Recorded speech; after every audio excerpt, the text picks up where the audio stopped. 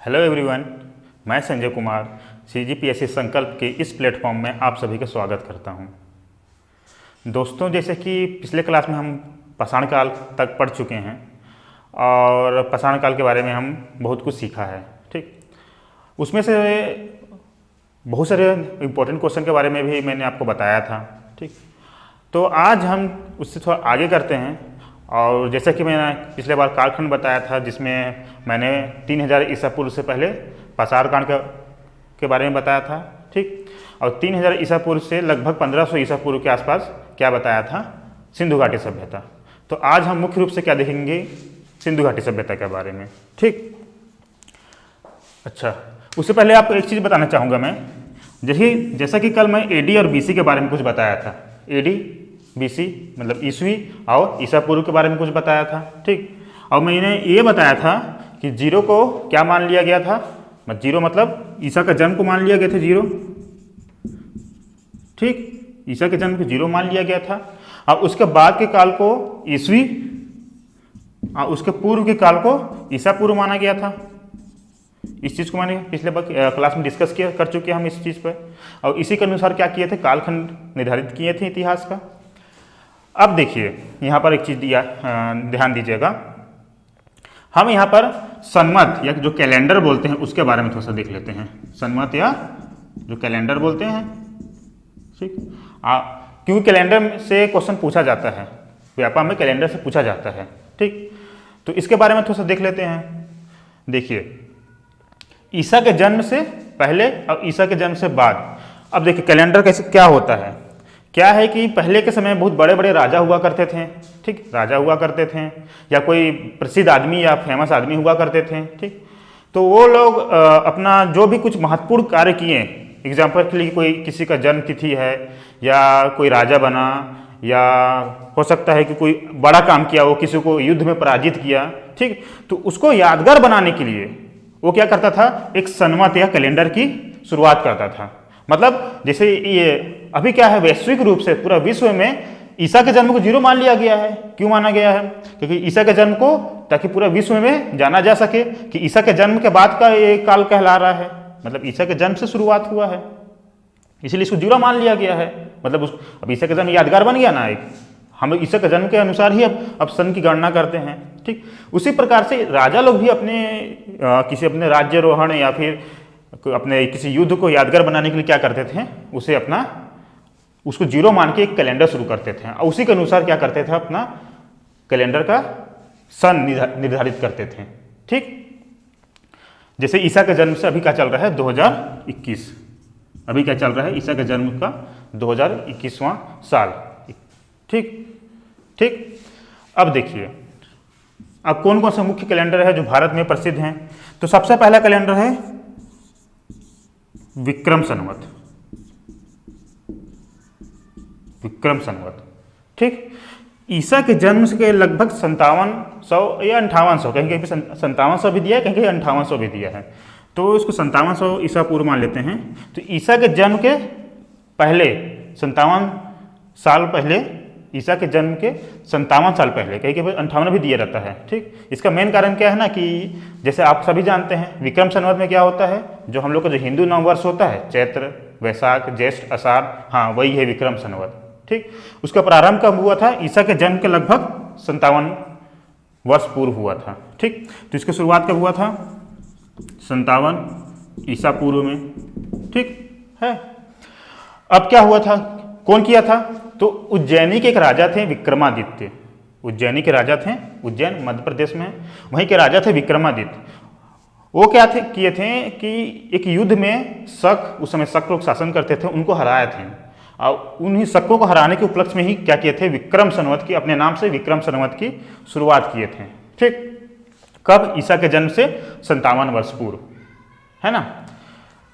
तो ये था विक्रम संवत, विक्रमादित्य द्वारा शुरू किया गया था। अगला आता है शक संवत। अगला क्या है, शक संवत। ठीक, जैसे विक्रम संवत में क्या, हिंदू नववर्ष बताया था, हिंदू लोग का जो कैलेंडर होता है, जिसमें चैत्र वैशाख ज्येष्ठ आषाढ़ करते हैं, जो लगभग मार्च के आसपास शुरू होता है, 22 से 23 मार्च से शुरू होता है ना। अपना बहुत लोग मनाते हैं हिंदू नववर्ष, हाँ वैसे ही है। विक्रम संवत, और उसी पर आधारित शक संवत भी है। ठीक, लेकिन इसकी शुरुआत 78 ईस्वी में हुई थी, मतलब ईसा के जन्म के 78 वर्ष बाद, ईसा का जन्म से 78 वर्ष बाद इसकी शुरुआत हुई थी, है ना। तो अब कौन किया था, तो कुषाण वंश के शासक है, बहुत प्रसिद्ध शासक हैं कनिष्क। कुषाण वंश के शासक कौन है, कनिष्क। कनिष्क के द्वारा ही इस संवत की क्या की गई थी, शुरुआत की गई थी 78 ईस्वी में। जब वो राजा बने थे कनिष्क, तब अपने राज्यारोहण के उपलक्ष्य में क्या किए थे, शक संवत की शुरुआत किए थे। ठीक, तो ये है शक संवत। और सबसे ध्यान देने वाली बात क्या है कि जो शक संवत है, इसे ही 22 मार्च 1957 के दिन भारत का राष्ट्रीय कैलेंडर घोषित किया गया है। क्या, भारत का राष्ट्रीय कैलेंडर घोषित किया गया है। ठीक, भारत का राष्ट्रीय कैलेंडर बोलेगा तो क्या है, शक संवत, है ना। भारत का राष्ट्रीय कैलेंडर कैसे घोषित किया गया है, शक संवत को, जो कि 78 ईस्वी में शुरू हुई थी कनिष्क के द्वारा। कुषाण वंश के शासक कुषाण वंश के थे। ठीक, इसके बारे में अब हम इस कुषाण वंश के बारे में कुछ पढ़ेंगे।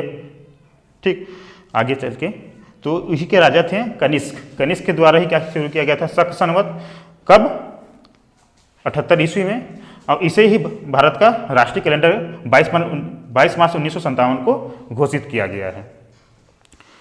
ठीक, उसके बाद आते हैं ईसा के जन्म के 319 वर्ष बाद, मतलब 319 ईस्वी में। ठीक, ईसा के जन्म से 319 ईस्वी में गुप्त शासक थे चंद्रगुप्त। ठीक, चंद्रगुप्त, उन्होंने क्या किया था, गुप्त संवत की शुरुआत की थी। एक शक संवत, कौन सा संवत है, गुप्त संवत। तो तीसरा संवत, महत्वपूर्ण संवत क्या आ जाएगा, गुप्त संवत, जो कि कब हुआ था, 319 ईस्वी में। ठीक, चंद्रगुप्त के द्वारा शुरू किया गया था, जब वो राजा बने थे उस समय। ठीक, इनका भी वही है, 319 ईस्वी में शुरू हुआ ये। इसके अलावा बहुत सारे संवत है, मतलब बहुत लोग अपने किसी चीज़ को यादगार बनाने के लिए, किसी दिन को यादगार बनाने के लिए उस दिन से क्या किए थे, एक संवत की शुरुआत किए थे। जैसे कि आप सभी जानते होंगे, हर्षवर्धन ने हर्षवर्धन ने एक संवत की शुरुआत की थी, जिसे क्या कहा जाता है,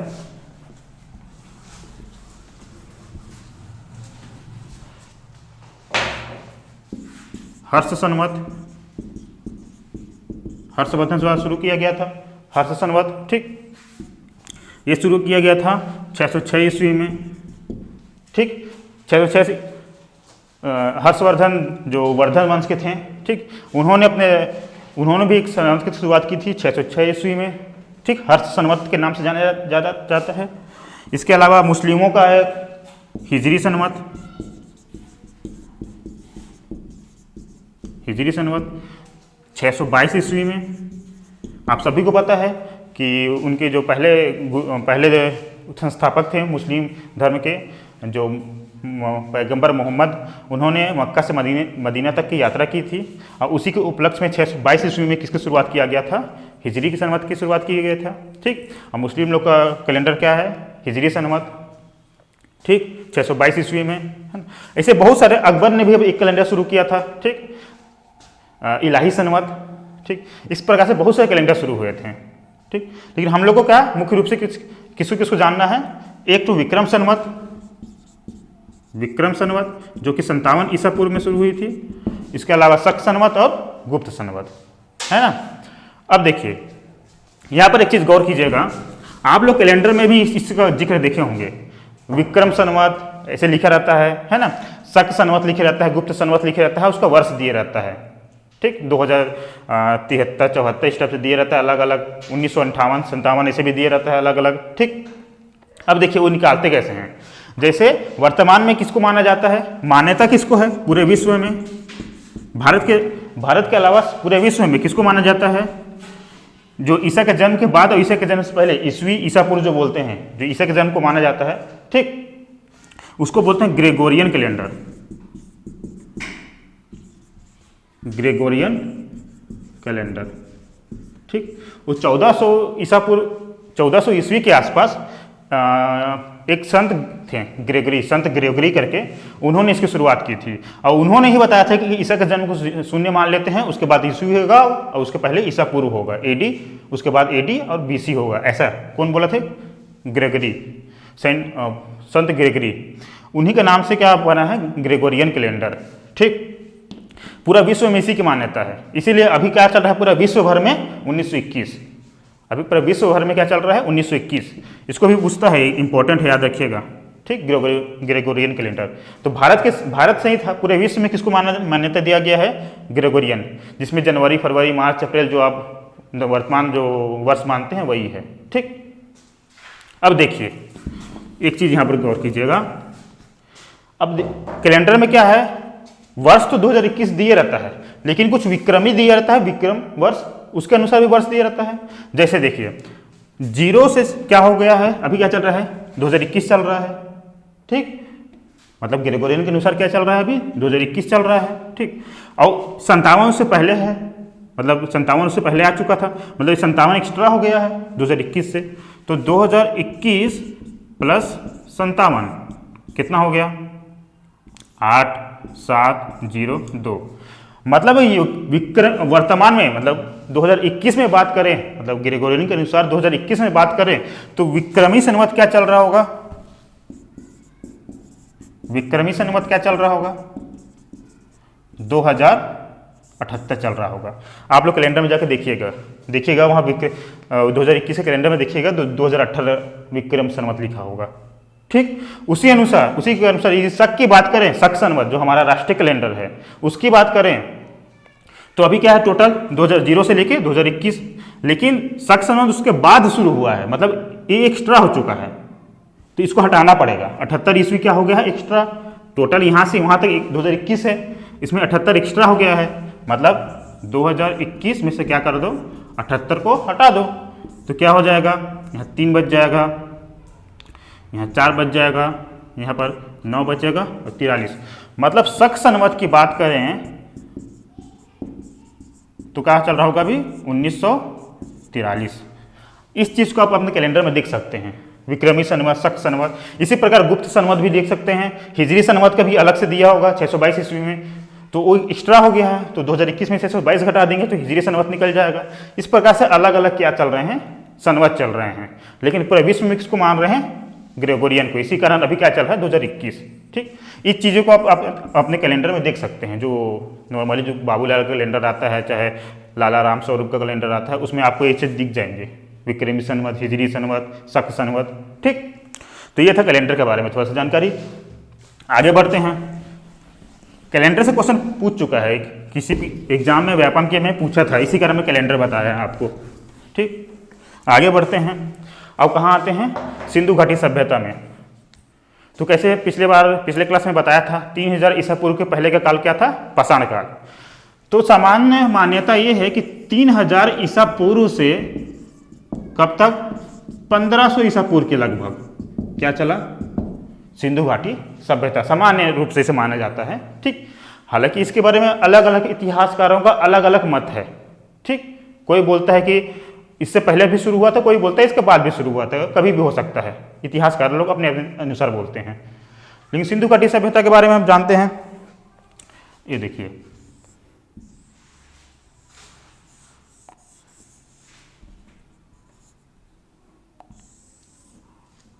एक रफ डायग्राम बना दे रहा हूं मैं आपको समझने के लिए। ठीक, तो इस हिमालय वाले भाग से, हिमालय के कैलाश पर्वत के आसपास के भाग से क्या निकला हुआ है? यहाँ पर से सिंधु नदी निकला हुआ है, जो कि पाकिस्तान से होते हुए क्या होता है? भारत के जम्मू कश्मीर से होती हुए, पाकिस्तान से होते हुए यहाँ पर अरब सागर में आके मिल जाते हैं। यह है सिंधु नदी। ठीक, सिंधु नदी, तो क्या हुआ कि पहले जैसे मैं कल बताया था, इंसान लोग का ग्रोथ हुआ, कैसे विकास हुआ, पहले खाद्यान्न बदोश था, फिर धीरे धीरे गांव बसे, फिर गांव से शहर बसे। ठीक, तो 1921 से पहले, 1921 मतलब अभी 100 साल पहले की बात बता रहा हूँ।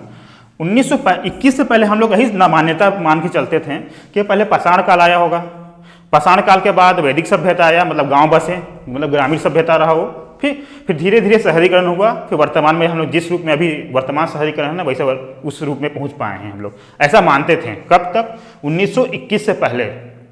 ठीक, फिर 1921 में क्या था कि पुरातात्विक सर्वेक्षण विभाग है, कलकत्ता में है पुरातात्विक सर्वेक्षण विभाग, वो क्या करता है, ये पुरानी चीज़ों पे सर्वे करता है, सर्वेक्षण करता है उसका। और ठीक, तो वही सर्वेक्षण किया वो, तो 1921 में सर्वेक्षण किया और खुदाई हुआ। खुदाई किया कहाँ? ये पाकिस्तान वाले क्षेत्र में, हड़प्पा नाम की जगह में खुदाई किए। हड़प्पा नाम की जगह में क्या किए? खुदाई किए। तो हड़प्पा नाम की जगह में जब खुदाई किए तो उनको एक नया सभ्यता मिला, नया सभ्यता मिला। ठीक, जो कि लगभग कब की थी? 3000 ईसा पूर्व से 1500 ईसा पूर्व तक की थी। इससे पहले ये हड़प्पा के मिलने से पहले हम लोग यही मानते थे कि पाषाण काल के बाद सीधा वैदिक सभ्यता आया, मतलब ग्रामीण सभ्यता। फिर धीरे धीरे हम लोग क्या किए, शहरी के नगरीय सभ्यता की ओर आगे बढ़े हैं। लेकिन इन्हीं के बीच में, मतलब पाषाण काल और वैदिक सभ्यता, इन दोनों के बीच में एक नया सभ्यता मिला जिसे कहा गया सिंधु घाटी सभ्यता या हड़प्पा संस्कृति। ठीक, तो इसके बारे में 1921 से पहले हम नहीं जानते थे हम लोग। 1921 में अचानक ही निकल के आई, मतलब खुदाई से पता चला हमको कि हमारे पास इससे, मतलब ग्रामीण सभ्यता आने से, वैदिक सभ्यता आने, मतलब ग्रामीण सभ्यता आने से पहले हमारे पास क्या थी? नगरीय सभ्यता थी। हमको कब इसके बारे में पता चला? 1921 में पता चला। ठीक, तो हड़प्पा, ठीक, तो ये सिंधु और उसके सहायक नदियों के आसपास ही बसा हुआ था, इसीलिए इसको कहा गया सिंधु घाटी सभ्यता। और चूंकि सबसे पहली खोज 1921 में कहाँ हुई थी? हड़प्पा में हुई थी, इसीलिए इसको और क्या नाम से जाना जाता है? हड़प्पा संस्कृति। ठीक, हड़प्पा संस्कृति जो कि एक नगरीय सभ्यता थी। इसके अलावा एक और नाम से जानते हैं, ये लोग क्या किए थे? बहुत निपुण थे, बहुत कुशल हो चुके थे हम लोग, अपने नगरीय सभ्यता को बहुत कुशलता पे ले जा चुके थे। तो हम लोग क्या किए थे? तांबा और टीन को मिलाकर मिश्र धातु बना लिए थे। मिश्र धातु के बारे में विज्ञान में पढ़ेंगे हम लोग अच्छे से, क्या होता है मिश्र धातु, कैसे कैसे बनता है मिश्र धातु। तो तांबा और टीन को मिला के क्या बना दिए थे? कांसा। सोचिए उस काल में हम लोग जब नॉर्मली इंसान पाषाण का प्रयोग कर रहा था, पत्थरों का प्रयोग कर रहा था, तब हम लोग क्या बना चुके थे? तांबा और टीन को मिला के कांसा बना दिए थे। और कांसा के बहुत सारे सामान बनाए, मूर्तियां बनाए। ठीक, तो कांसा के चूंकि इस काल में बहुत सारे वस्तुएं मिले, इसलिए इसको कांस्य युगीन सभ्यता भी बोलते हैं। कांस्य युगीन सभ्यता। ठीक, कांस्य युगीन सभ्यता ये बोलते हैं। ये हो गया। तो देखिए 3 नामकरण हो गया। चूंकि सिंधु और उसके सहायक नदियों के आसपास बसा है, इसलिए सिंधु घाटी सभ्यता। ठीक, सबसे पहले खोज हुई थी हड़प्पा में, इसलिए हड़प्पा संस्कृति। इसके अलावा चूंकि हम लोग कांसा का प्रयोग करना सीख चुके थे, इसलिए कांस्य युगीन सभ्यता, ये था इनका नामकरण। ठीक, अब देखिए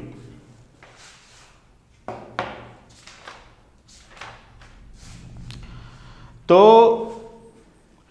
इसे भारत का प्रथम नगरीय सभ्यता कहते हैं। ठीक, सबसे पहला नगरीय सभ्यता कब थी? फर्स्ट नगरीय सभ्यता।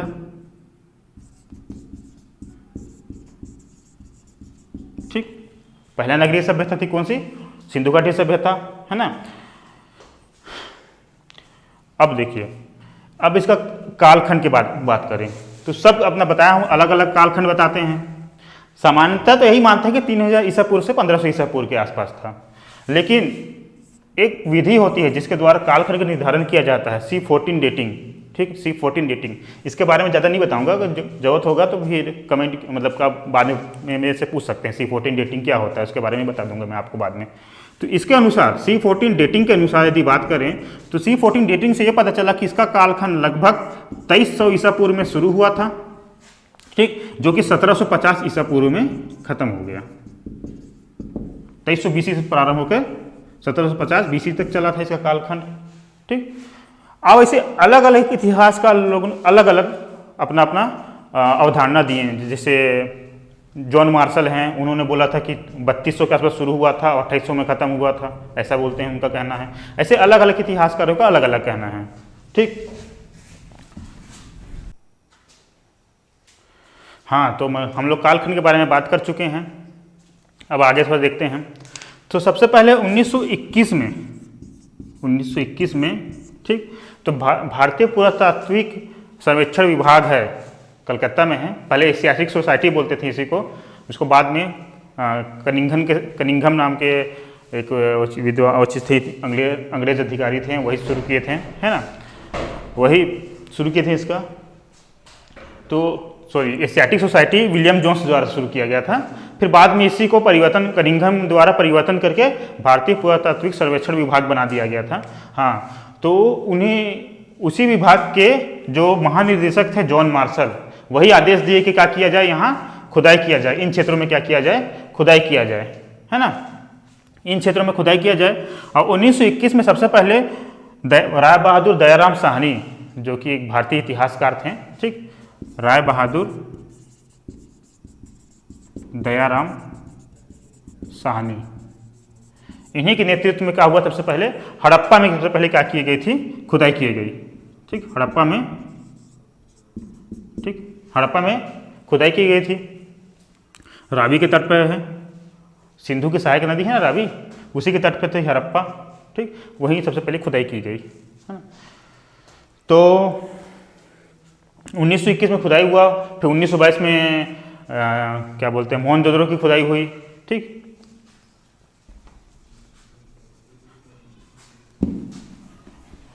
अब इसका विस्तार देखते हैं, ठीक, विस्तार। तो ये भारत के उत्तर, और ये कौन सा भाग है, पश्चिम, तो भारत के उत्तर पश्चिम भाग में विस्तृत था, ठीक। तो भारत के उत्तर पश्चिम भाग में कहाँ कहाँ, एक तो आपका मुख्य रूप से पाकिस्तान, तो भारत पाकिस्तान एक है ना अभी, भारत पाकिस्तान, फिर जैसे बर्मा, तो ये सब पूरा क्या है, अफगानिस्तान का बहुत सारा क्षेत्र, ये पूरा क्या था, पहले भारत ही था, ठीक, पूरा, ठीक। तो पाकिस्तान, यहाँ गुजरात, यहाँ राजस्थान, यहाँ हरियाणा, है ना, यहाँ पंजाब, ठीक, यहाँ जम्मू कश्मीर, है ना, कुछ मात्रा में महाराष्ट्र, यहाँ पर यूपी में भी कुछ एक दो जगह। हाँ, तो इस प्रकार से इन सब क्षेत्रों में क्या हुआ था, ये विस्तृत था, ठीक। इस पूरे क्षेत्र में लगभग 2800 स्थल खोजे गए हैं, जो कि किससे संबंधित हैं, हड़प्पा काल या हड़प्पा संस्कृति से संबंधित है, लगभग 2800 स्थल, ठीक। अब देखिए इसकी स्थिति की बात करें तो सबसे उत्तर में तो था चेनाब नदी, इसकी सहायक नदी है, सिंधु की सहायक नदी चेनाब, उसी के तट पे था मांडा, ठीक। सबसे दक्षिण में गोदावरी के तट पे था दैमाबाद, महाराष्ट्र में दैमाबाद, ठीक। पूरब में हिंडन नदी के तट पर, उसके नदी के तट पे था आलमगीरपुर, ठीक। और पश्चिम में पाकिस्तान का पश्चिमी भाग है, जिसको बोलते हैं बलूचिस्तान, वहीं पर एक जगह है सुतका गेंडोर, ये था इसका पश्चिमी सीमा। तो पूर्वी सीमा की बात करें तो आलमगीरपुर, पश्चिमी सीमा सुतका गेंडोर, उत्तरी सीमा मांडा, जबकि दक्षिणी सीमा क्या थी, दैमाबाद। इसको मिलाऊं तो लगभग इस टाइप से मिलेगा, ऐसा। तो कैसे दिख रहा है, लगभग एक त्रिभुजाकार शेप में। तो ये जो नगर था, मतलब ये पूरा सभ्यता जो थी, एक त्रिभुजाकार शेप में लगभग 13 लाख वर्ग किलोमीटर क्षेत्रफल में विस्तृत था। ये पूरा एरिया कितना था, लगभग 13 लाख वर्ग किलोमीटर क्षेत्र में विस्तृत था, ठीक है ना। तो ये थे इसका विस्तार। अब आगे आते हैं,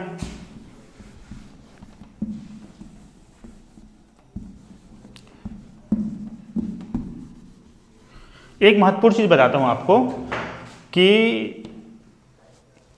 इसी समय 3000 ईसा पूर्व से 1500 ईसा पूर्व के आसपास ही इराक, जो भारत के पश्चिमी भाग में इराक, अभी वर्तमान इराक है ना, वहीं एक सभ्यता थी जिसे मेसोपोटामिया सभ्यता बोलते हैं। क्या, मेसोपोटामिया सभ्यता, इराक में, ठीक। इराक में एक सभ्यता थी जिसे क्या कहते हैं, मेसोपोटामिया सभ्यता बोलते हैं। इसी तो कहा जाता है कि ये मेसोपोटामिया सभ्यता और सिंधु घाटी सभ्यता दोनों समकालीन थे, ठीक। ये दजला फरात नदी के किनारे बसी हुई थी। जैसे सिंधु घाटी नदी के किनारे बसी हुई थी, सिंधु किनारे बसा हुआ था ना, सिंधु घाटी सभ्यता। वैसे दजला फरास नदी किनारे कौन सी सभ्यता थी? इराक का मेसोपोटामिया सभ्यता। ठीक, इसी के समकालीन माना जाता है। अब कैसे बोल सकते समकालीन होंगे? बहुत लोगों को डाउट हो रहा है कैसे समकालीन हो सकते हैं हम लोग। ठीक, तो हो सकता है कि यहाँ की कुछ मुहरें यहाँ हो सिंधु घाटी सभ्यता में, यहाँ की कुछ मुहरें, मुहर होता है ना सील, जिसको सील बोलते हैं, ठप्पा, जैसे व्यापार करोगे तो अपना मुहर लगा देते हैं, हाँ वही, तो कुछ मुहरें यहाँ हो। ठीक, कुछ सामान यहाँ के यहाँ मिले हों, कुछ सामान यहाँ के यहाँ मिले हो। इससे यह पता चलता है कि ये दोनों एक दूसरे क्या थे? समकालीन थे और एक दूसरे से व्यापार भी किया करते थे। ठीक, ये एक इम्पोर्टेंट चीज़ है। इसके अलावा एक इतिहासकार थे स्टुअर्ट पिगट करके, वो बोले कि सिंधु घाटी सभ्यता की 2 राजधानियाँ थीं। एक कौन सा था? हड़प्पा, और एक था मोहनजोदड़ो। मोहनजोदड़ो, हड़प्पा और मोहनजोदड़ो, ये दोहरी राजधानियाँ थी। मुख्य रूप से मोहनजोदड़ो था। राजधानी कैसे होगा, कैसे निर्धारित हुआ होगा? तो जो सबसे विकसित नगर, ज़्यादा घर, ज़्यादा बिल्डिंग मिले होंगे, वही क्या हो रहा होगा? नगर रहा होगा। तो मोहनजोदड़ो ही क्या था? नगर था। सबसे बड़ा नगर, सबसे विकसित नगर था, इसीलिए इसको क्या माना गया है? राजधानी। और एक हड़प्पा को भी राजधानी माना गया है। ठीक, अब हम लोग यहाँ के सबसे महत्वपूर्ण नगर के बारे में थोड़ा सा चर्चा कर लेते हैं कि वहाँ से क्या वस्तु मिले थे, या हम वहाँ से किस चीज़ का साक्ष्य मिला था, क्योंकि क्वेश्चन ऐसे ही पूछता है। ठीक, एग्जाम में क्वेश्चन ऐसे ही पूछता है कि कोई वस्तु कहाँ से मिला था, कोई साक्ष्य कहाँ से मिला था। ठीक, तो सबसे पहला स्थल है हड़प्पा, जिसकी खोज सबसे पहले 1921 में हुई थी राय बहादुर दयाराम साहनी के द्वारा। ठीक, राय बहादुर दयाराम साहनी के द्वारा 1921 में हुई थी। ठीक, ये रावी के तट पर पाकिस्तान में था। ठीक, रावी नदी के तट पर पाकिस्तान में था, है ना। इसके अलावा यहाँ पर से एक स्त्री की मूर्ति मिली। स्त्री की मूर्ति कैसे थी?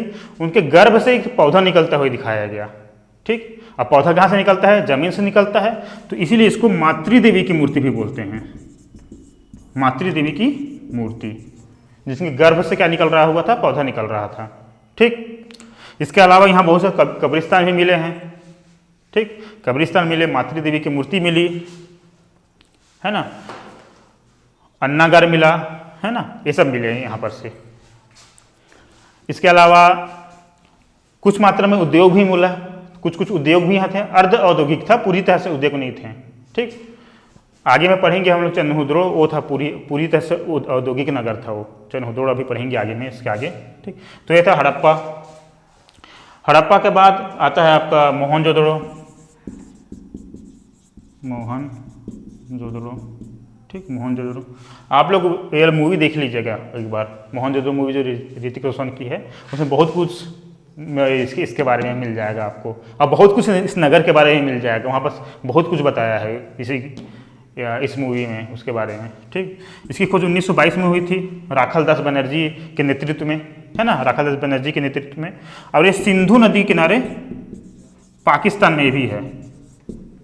ठीक, और सिंधु नदी किनारे पाकिस्तान में है, और इसको सबसे बड़ा नगर माना जाता है ना। इसके अलावा यहाँ एक राजधानी थी, है ना, और यहाँ पर कांसे की एक नर्तकी की मूर्ति मिली। कांसे की मूर्ति थी वो।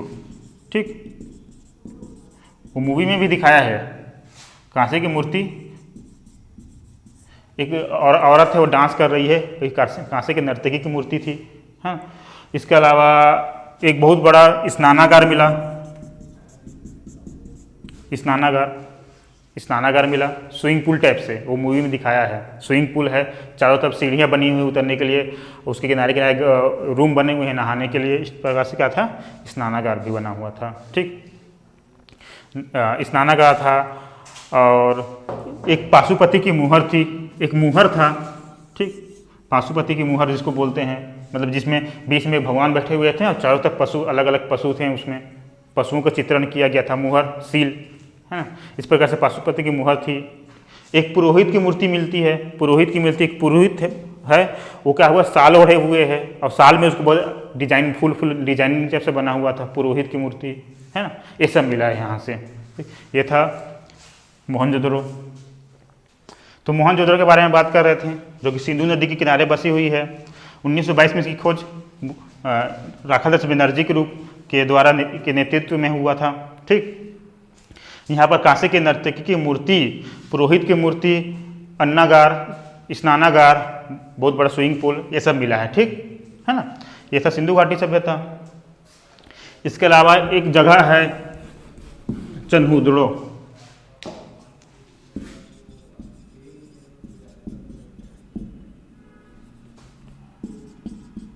चन्हुदड़ो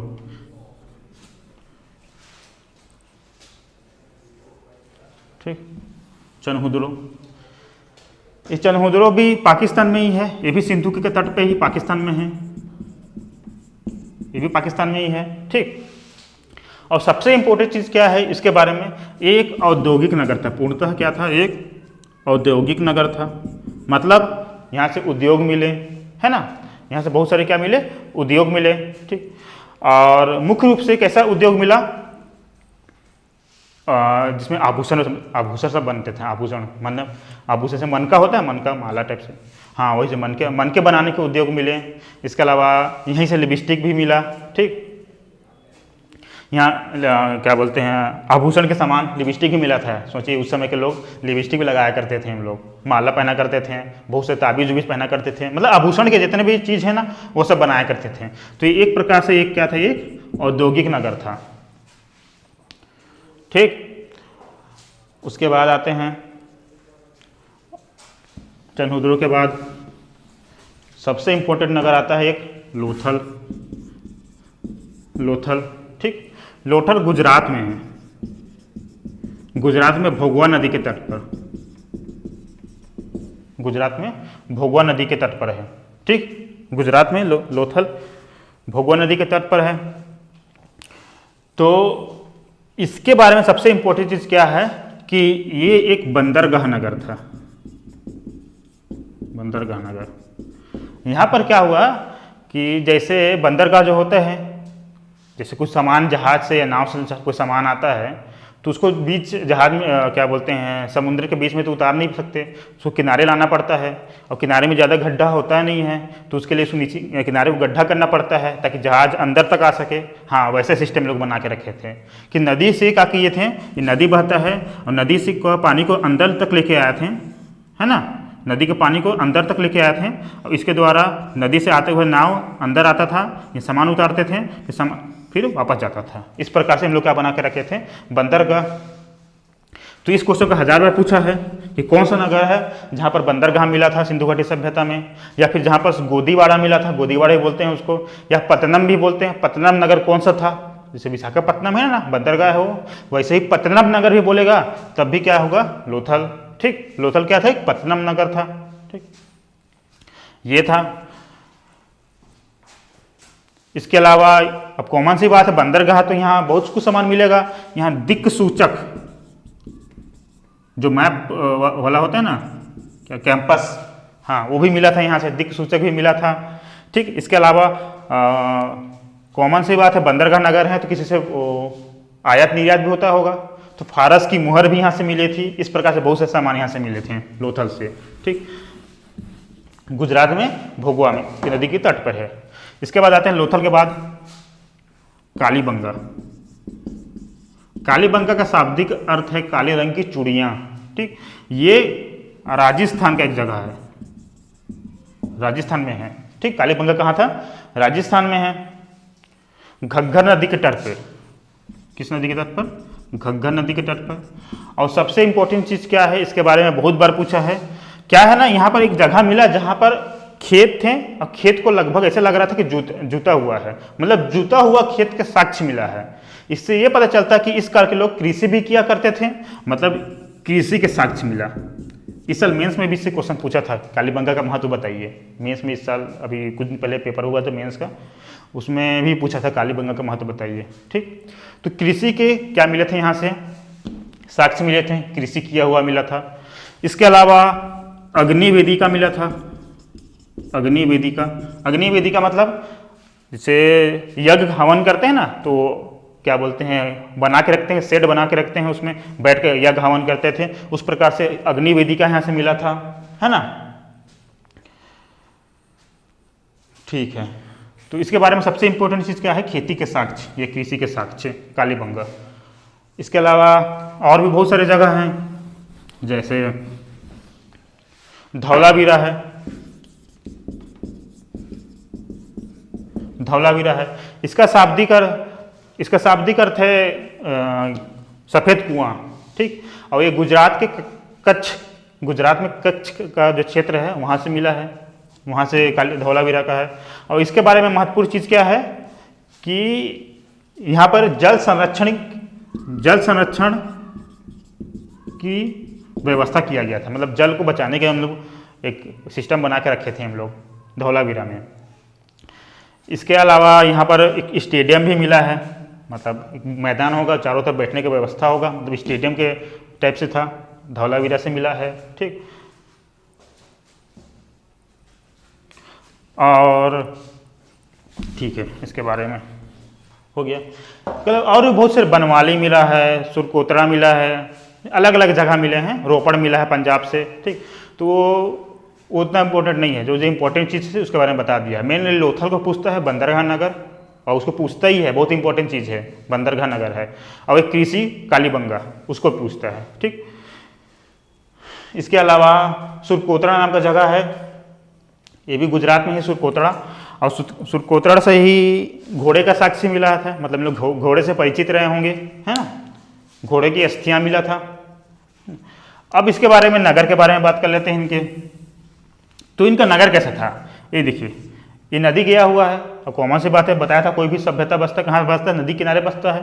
तो इन लोग का नगर लगभग सब जगह सेम था, कुछ कुछ जगह छोड़ दें तो लगभग सब जगह सेम था, ठीक। ऐसे नदी गया हुआ है, नदी के जस्ट बगल में क्या हुआ था, एक उठा हुआ भाग था, उठा हुआ भाग टीला टाइप से था। और एक क्या था, बड़ा सा नगर था, उसके बाद उठा हुआ भाग था, जो कि एक दुर्गीकृत भाग था। दुर्गीकृत मतलब चारों तरफ से घिरा हुआ भाग था। उसके बगल में क्या था, बहुत बड़ा सा नगर बसा हुआ था, ठीक, नगर बसा हुआ था। और देख के लग रहा है, क्योंकि दुर्गीकृत भाग है, चारों तरफ से घिरा हुआ भाग है, तो इसमें बड़े लोग, पुरोहित लोग, है ना, जो मंत्री राजा इन लोग रहते होंगे, और यहाँ पर सामान्य जनता रहती होगी, है ना। ये नहीं, आपको इसमें समझ में नहीं आएगा तो आप वो मोहनजोदड़ो मूवी देखिएगा, उसमें ऋतिक रोशन देखता है कि, मतलब उसमें दिखाया है कि ऋतिक रोशन यहाँ रहता है, फिर एक सिक्का को दिखाने के बाद इसमें इंटर करने देते हैं, तो सिक्का को दिखाता है, फिर इसमें इंटर करता है, फिर वो हीरोइन से जाके मिलता है, इस टाइप से, ठीक। ये मूवी में दिखाया है इस चीज़ को, ठीक। और इनका नगर भी बहुत अच्छा था। इन लोग क्या किए थे, एक मुख्य सड़क बना दिए थे, ठीक। और मुख्य सड़क के दोनों ओर क्या गया था, गलियाँ गई हुई थी, इस टाइप से, इस तरह से गलियाँ गई हुई थी। और बीच बीच में क्या बनाए हुए थे, घर बने हुए थे। और घर भी क्या थे, 1 मंजिल 2 मंजिल वाले घर थे। और सड़क के किनारे क्या हुई थी, पक्की नालियाँ भी गई हुई थी, और नालियों को ढक के भी रखे थे हम लोग, ठीक। इस टाइप से हम लोग का नगर नियोजन था। नगर नियोजन क्या होता है, प्लान्ड सिटी, मतलब प्लान किए हुए थे नगर के हम लोग। हेलो, ऐसा नहीं कि ऑटोमेटिक है कि बस गए, कहीं पर भी बस गए, जैसे आजकल होता है कि जहाँ पर बस गए वहीं पर नगर बसा लिए, तो रोड उटपटांग बनता है। लेकिन नगर नियोजन में क्या बनता है कि सिस्टमेटिक रोड बनता है, सिस्टमेटिक ड्रेनेज सिस्टम, मतलब जल निकासी जो होता है वो बनता है, ठीक। जैसे भी नया रायपुर, उसको नगर नियोजन के तहत ही बसाया जा रहा है। चंडीगढ़ में नया नगर नियोजन के तहत ही बसा है। तो इन लोग का नगर क्या था, नियोजित था। नगर नियोजन के द्वारा हम लोग क्या किए थे, प्लान्ड सिटी बसाए हुए थे, ठीक। ये दुर्गीकृत भाग था, ठीक। कहीं कहीं पर पूरा क्षेत्र को दुर्गीकृत कर दिए थे, जैसे लोथल में क्या था, पूरा क्षेत्र दुर्गीकृत था, ठीक, समझे। और